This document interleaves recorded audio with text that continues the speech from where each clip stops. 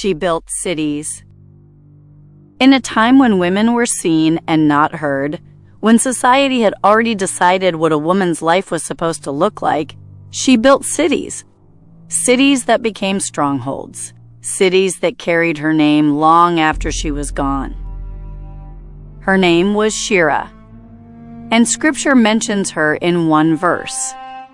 One verse, and yet the weight of what she accomplished in that one verse rewrites every small idea we have ever had about what a woman is supposed to do with her life.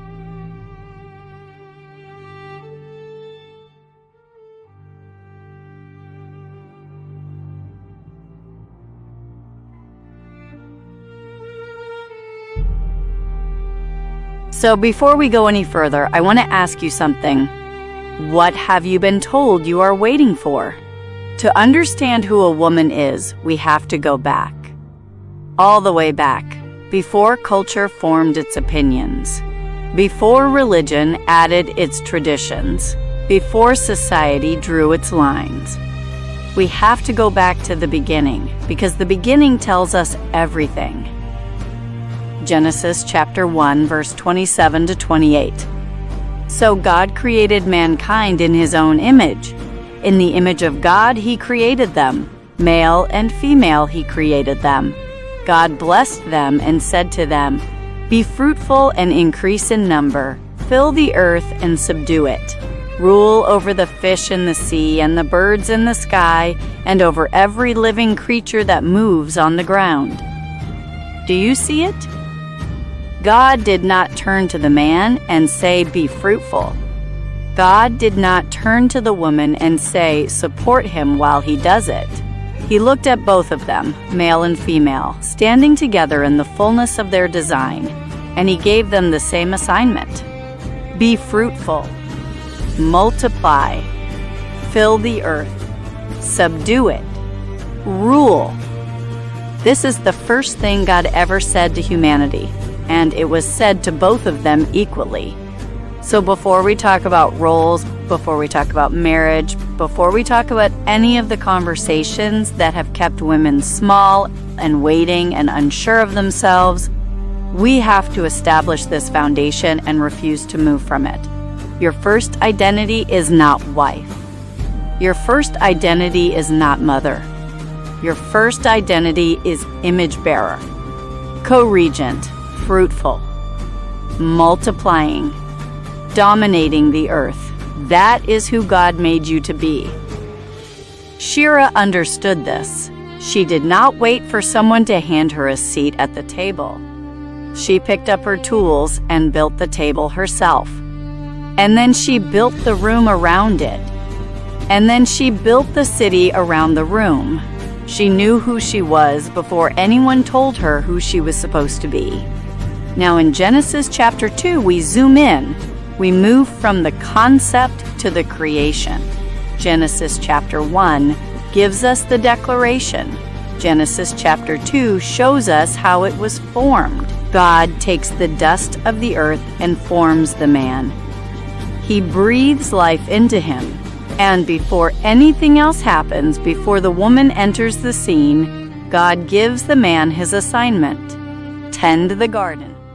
Guard it. Keep it. Name what is in it. The Hebrew words here are abad and shamar, to cultivate and to protect. The man is given the responsibility of wisdom, of stewardship, of covering what God has placed in his hands. And then God looks at this man, functioning in his purpose, and he says something remarkable. It is not good for man to be alone. Notice what God does not say. He does not say the man is incomplete because he needs someone to cook for him. He does not say the man needs a helper because he is incapable. He says it is not good for man to be alone because the assignment is too great for one person to carry. So God brings the woman, and the word used for her in Hebrew is ezer, helper. And before anyone uses that word to shrink a woman, let me tell you where else that word appears in Scripture. It is the same word used to describe God when he helps Israel in battle. Ezer is not a word for someone lesser. Ezer is a word for someone whose strength meets a need that could not be met without them.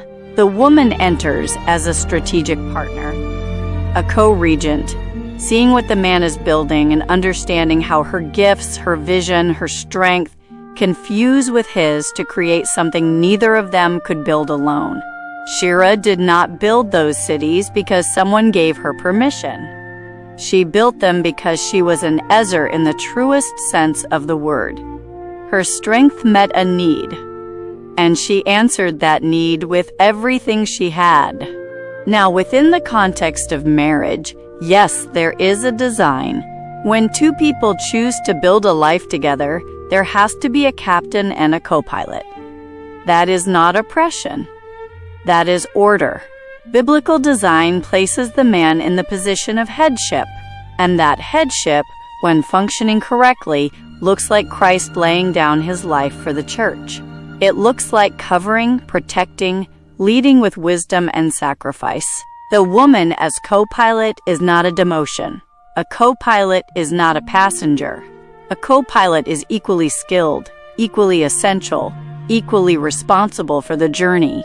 She brings her full self, her gifts, her discernment, her strength, into a shared mission. The problem has never been the design. The problem is when the design is distorted, when headship becomes control and partnership becomes silence. But here is what I need you to understand. That conversation, the one about roles within marriage, that is a Genesis chapter 2 conversation. And too many women are living their entire lives inside a Genesis chapter 2 conversation when God's first word to them was Genesis chapter 1. You are fruitful before you are a wife. You are called before you are chosen. You have an assignment that exists completely independent of your marital status. Proverbs chapter 22 verse 29 says, "Do you see someone skilled in their work? They will serve before kings.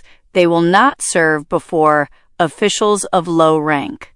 There is no gender qualifier in that verse, no footnote that says this applies only to men. Whoever is diligent, whoever is skilled, whoever shows up and does the work with excellence, they will stand before kings. The field is equal, and it has always been equal. The lie that has kept women waiting is the idea that purpose is something that gets handed to you by a husband, by a title, by someone else's recognition of your value. That is not how the kingdom works. Nobody but God hands power to mankind, and God gave that power to both male and female on the same day. So the question is not whether you are allowed to be fruitful. The question is whether you are willing to do the work of being fruitful. Are you cultivating what God has placed in your hands? Are you showing up in your field with diligence and excellence? Are you building, naming, guarding, tending the gifts and the vision and the calling that God deposited in you before you were formed in your mother's womb? Shira built 3 cities, 3. And Scripture records her name as the builder. Not the wife of the builder, not the daughter of the builder, as the builder. In a patriarchal society where everything was structured against her, she showed up in her assignment, and she left a legacy that the Bible still carries thousands of years later. She did not wait for the culture to change before she started building. She built, and her building became the evidence that the culture was wrong. That is what fruitfulness looks like. I want to say something to every woman watching this. You were not created to wait.